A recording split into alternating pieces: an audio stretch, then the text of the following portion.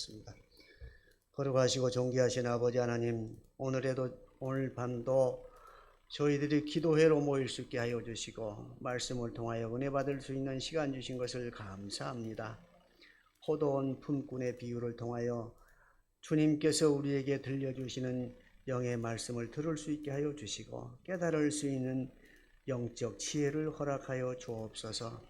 그리하여 우리의 삶이 하늘의 신령한 은혜로 가득 채워지게 하여 주시고 풍요로운 땅의 복으로 늘 충만하게 해주셔서 많은 사람들을 향해서 흘려보낼 수 있는 은혜도 허락하여 주시옵소서.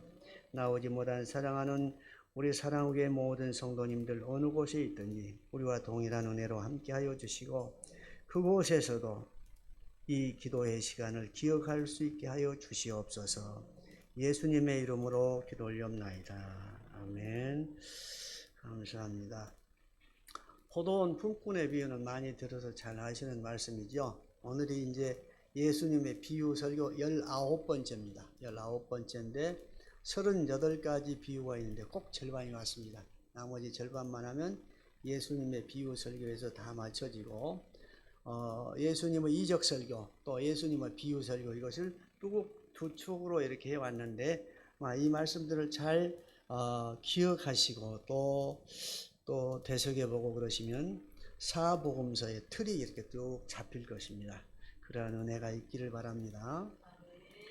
오늘 본문 말씀의 그 포도원 품꾼 비유는 앞서 있는 19장 16절부터 30절 영생에 대한 그 부자 청년의 질문을 보충하기 위해서 예수님께서 한 번 더 설명하신 그러한 내용의 말씀입니다. 천국 구원은 빈부와 귀천 또는 인간의 노력으로 얻어지는 것이 아니라 오직 하나님의 주권과 은혜로 주어진다는 것을 오늘 본문 말씀을 통해서 밝혀주고 있습니다.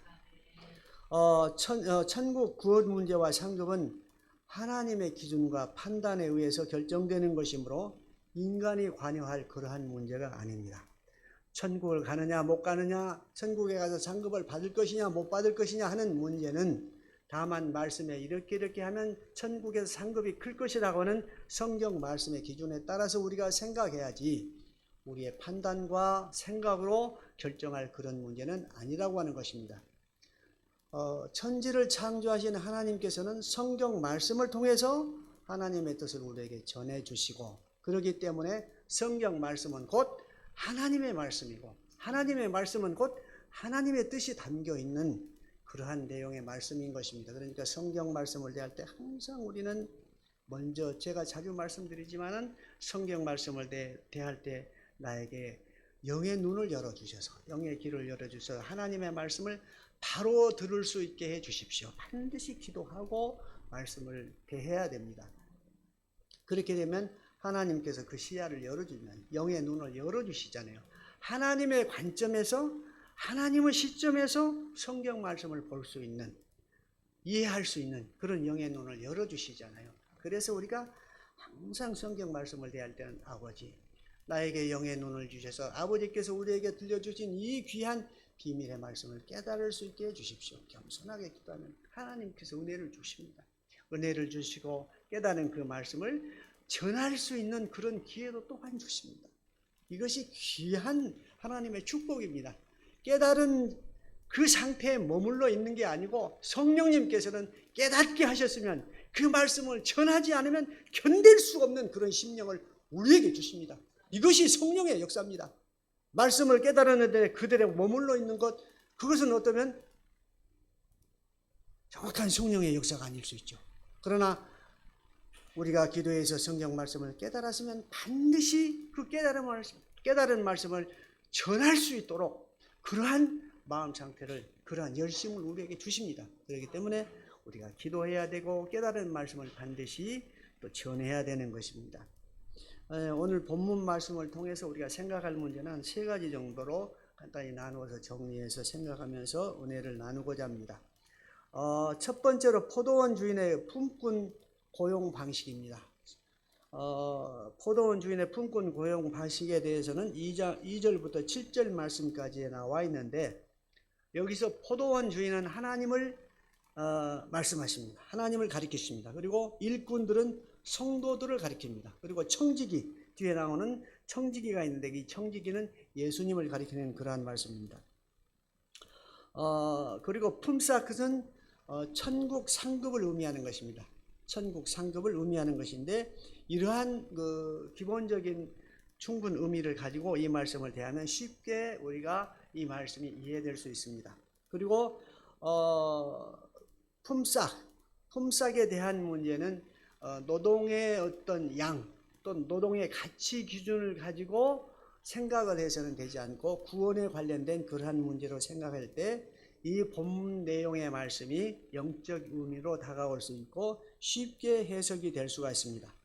여기에 나오는 일당 한 데나리온의 품꾼들을 모집하고 있죠. 2절 말씀에. 근데 한 데나리온은 하루 노동자가 일하는 하루 품삯을 얘기합니다. 이것은 로마의 화폐 단위고 헬라의 화폐 단위로는 드라크마라 이렇게 얘기를 합니다. 노동자 한 사람이 하루 일하는 것. 이것을 로마의 화폐 단위로는 데나리온, 또 헬라의 화폐 단위로는 드라크마 이렇게 얘기를 하는 것입니다. 여기에 보면 이스라엘은 아침 6시부터 저녁 6시까지를 하루 노동시간으로 하루로 봅니다. 그렇기 때문에 첫 번째 포도원에 들어가서 일을 한 품꾼들은 아침 6시에 들어가 일을 한 사람입니다. 그리고 3시, 6시, 11시 이렇게 각각 3번을 주인이 품꾼들을 불러서 포도원에 와서 일을 시키는데 이스라엘은 그 포도를 추수하는 시기가 9월입니다. 그러니까 추수 시기가 되면 한 사람의 그 손이 아쉬운 그런 시기죠. 그런데 3시는 우리가 보통 아침 9시, 그 다음에 6시는 정오 12시, 그 다음에 11시는 오후 5시. 그러니까 이 일을 마치기 1시간 전에 불려온 사람도 있고 3시간 전에 불려온 사람도 있고 그 다음에 아침 9시니까 한 6시간, 7시간 정도 전에 불려온 사람도 있고 그러죠.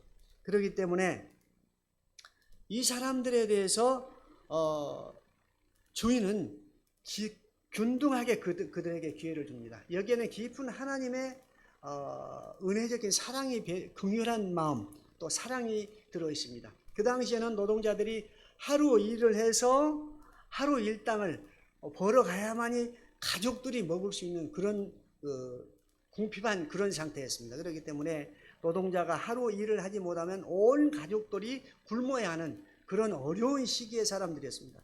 그래서 이 품꾼의 주인은 긍휼의 마음으로 사랑의 마음으로 시장에서 기다리고 있는 모든 사람들을 일이 끝나기 전에 데려다가 일을 시키는 것입니다. 일을 시키는 것도 목적이 있지만 그들 배후에 있는 가족들을 생각하는 긍휼의 마음이 작용되어 있는 것입니다. 그래서 주인인 하나님께서는 이들도 데려다가 일을 시키라 이렇게 얘기를 하는 것입니다.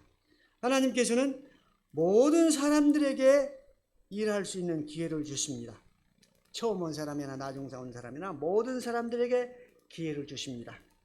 그래서 일을 시키면서 우리에게 요구되는 것은 충성되게 일하는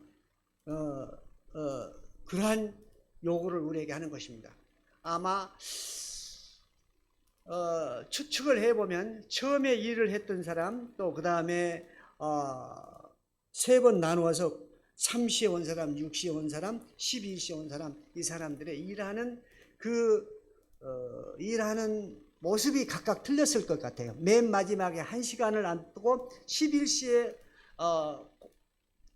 포도원에 들어가서 일을 한 사람들은 아마 추측건데 더 열심히 일했을 것 같아요. 죽기 아니면 살기로 했을 것 같아요.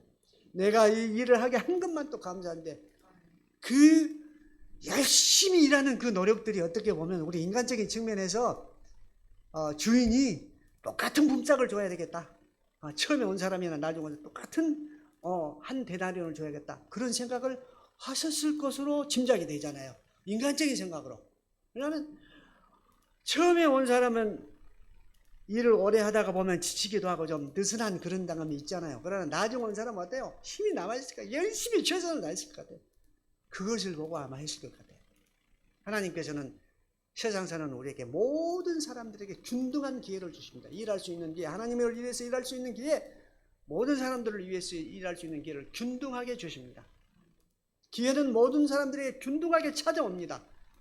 그러나 기회가 왔을 때 준비된 사람만이 그 기회를 이용해서 쓰임받을 수 있고 능력 발휘를 할 수 있습니다. 그러나 준비되어 있지 않는 사람은 기회가 기회인지 모르고 넘어가 버립니다. 하나님께서는 누구에게나 동등하게 똑같이 기회를 주십니다. 어떤 사람에게는 기회를 주고 어떤 사람에게는 기회를 안 주시고 한 불공평한 그런 하나님이 아니고 똑같이 기회를 주십니다. 그 기회를 선용하기 위해서는 충분히 준비되어 있어야 합니다. 준비되어 있지 않은 사람은 하나님께서 기회를 주셔도 기회인지 모르고 지나가 버립니다. 신앙생활에도 마찬가지입니다. 세상 일도 마찬가지고 하나님께서는 모든 사람들에게 기회를 균등하게 주십니다. 그렇기 때문에 항상 준비되어 있는 그 사람들에게 하나님의 은혜는 더 크게 역사하는 것이고 그 사람들을 통해서 하나님께서는 하나님의 일을 이루어 가시는 것입니다. 시편 126편 5절부터 6절 말씀에 보면 눈물을 흘리며 씨를 뿌리는 자는 기쁨으로 거두리로다. 울며 씨를 뿌리러 나가는 자는 반드시 기쁨으로 그 곡식단을 가지고 돌아오리로다. 추수를 기다리면서 열심히 준비하는 그 사람에게 기쁨이 있다 하는 것입니다. 그렇기 때문에 항상 우리는 준비된 그러한 신앙 자세, 또 주님이 오실 날을 준비하는 그러한 신앙 자세로 가야 됩니다. 처처에서 일어나는 전쟁과 기근과 여러 가지 자연재해 이런 것들을 보면 이제 마지막 때가 다가오고 있다고 하는 징조잖아요. 그러나 그러한 것이 마지막의 징조이긴 하되 끝은 아니라고 분명히 우리에게 말씀해 주고 있습니다. 마태복음이나 누가복음을 통해서 분명히 우리에게 말씀해 주고 있습니다. 모든 재난이 일어날지라도 정말을 알려주는 그런 재앙이긴 해도 그 끝은 아니다. 더 큰 재앙들이 남아있다고 하는 것입니다. 그러나 믿는 자에게는 털끝 하나도 상하지 않게 하신다고 우리에게 말씀해 주셨잖아요. 그러니까 항상 우리는 종말을 또 준비하며 살아가야 할 것입니다. 두 번째로 우리가 생각할 문제는 품삯에 대한 품꾼들의 원망과 불평 문제입니다. 이것이 8절부터 12절 말씀까지에 나와 있습니다.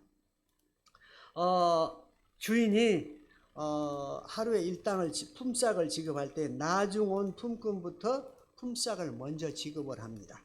또 한 데나리온을 균등하게 그들에게 지급합니다. 처음 온 사람이나 나중 온 사람이나.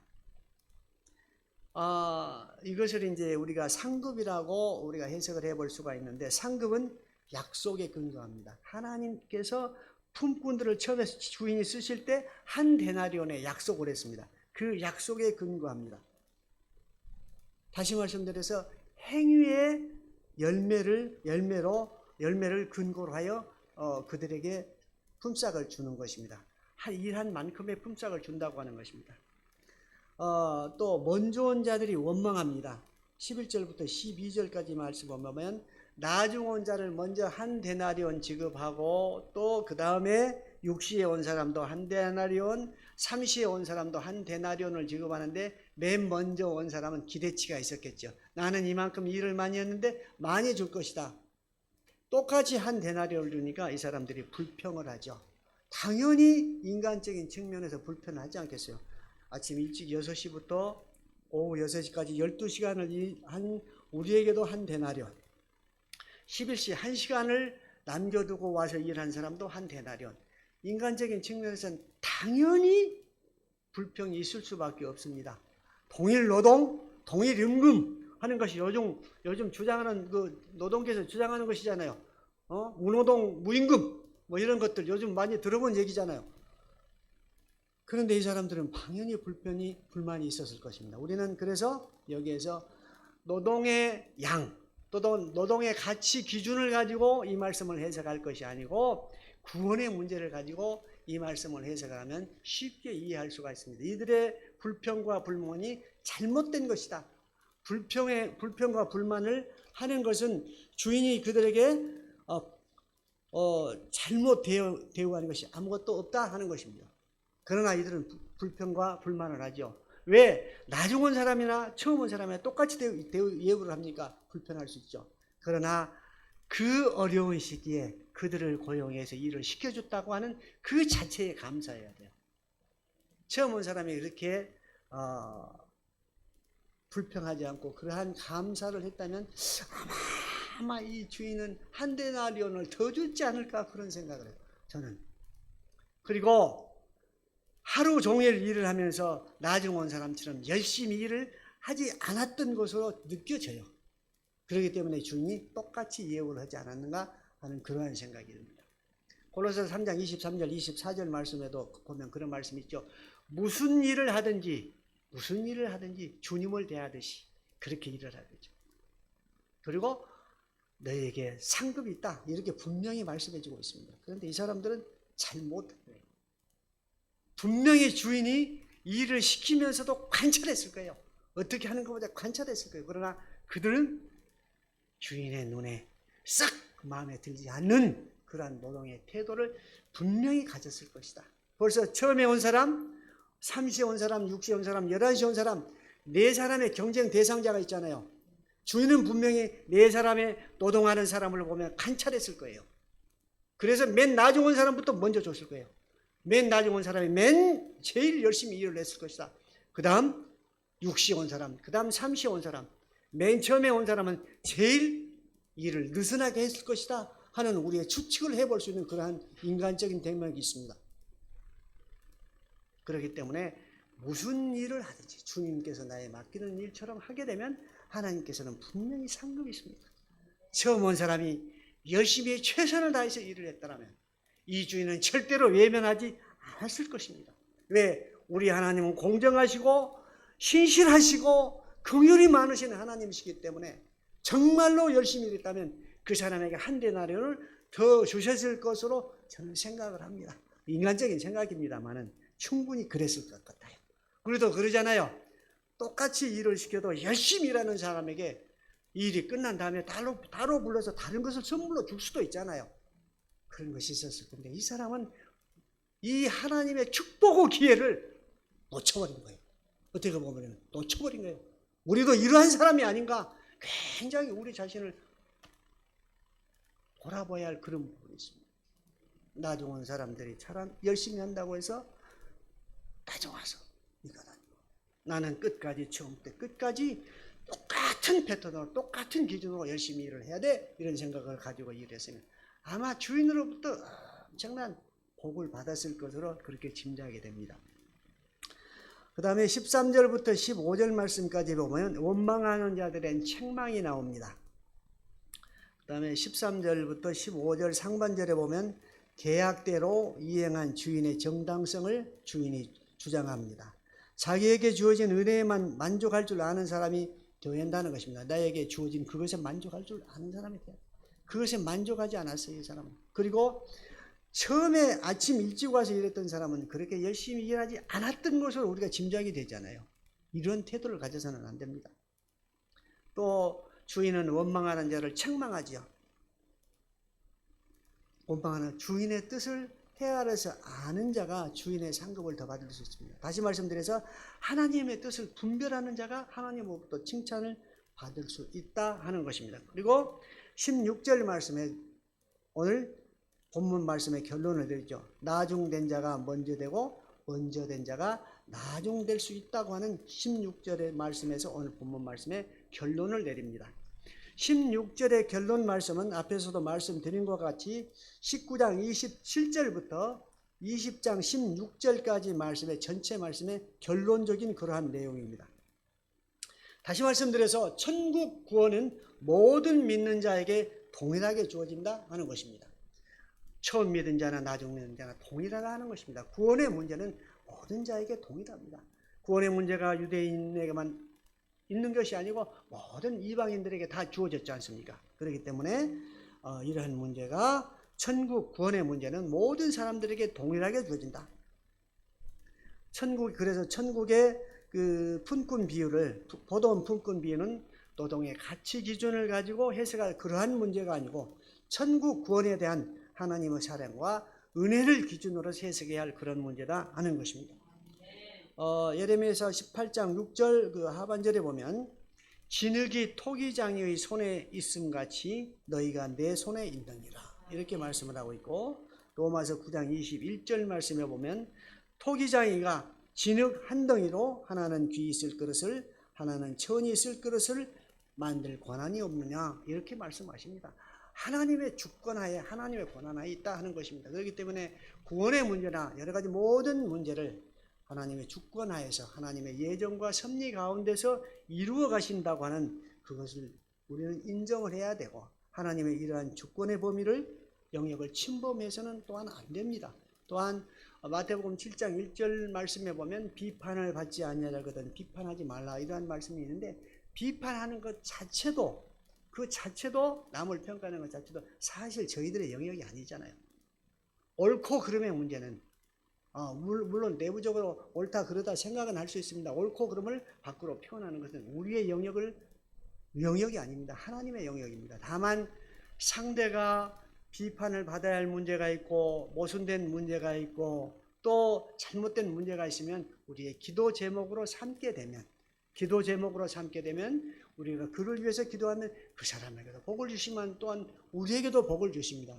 이러한 성숙된 그러한 신앙의 자세를 가지고 갈 때, 이러한 처음 와서 고용해서, 포도원에서 고용 일을 하면서 한 데나리온을 준다고 하는 불평하는 그러한 종이 품꾼이 되지 않을 것입니다. 그러나 항상 우리는 감사하는 마음으로, 내게 주신 것 감사하는 마음으로, 또 앞으로 주실 은혜 감사하는 마음으로 살아가면 하나님께서 더 좋은 것으로, 더 넉넉한 것으로 우리에게 채워줄 것입니다. 이러한 하나님의 예비한 축복을 다 받아 누리는 복된 우리 성도님들이 다 되시기를 예수님의 이름으로 축원합니다. 기도하시고 주기도문으로 기도회를 마치겠습니다. 거룩하신 아버지 하나님, 은혜를 감사합니다. 오늘도 귀한 말씀을 통해서 우리가 피차 은혜를 나누었습니다. 우리에게 있는 모든 것을 감사할 수 있게 하여 주시고, 다른 사람과 비교하여 불평과 불만하는 자가 되지 않게 하여 주시고, 오로지 주님 앞에 충성된 마음으로, 늘 신실한 마음으로 충성되게 나아가는 우리 성도님들 다 되도록 인도하여 주옵소서. 그리하여 하늘의 신령한 은혜와 풍요로운 땅의 복으로 늘 충만히 채워주시고,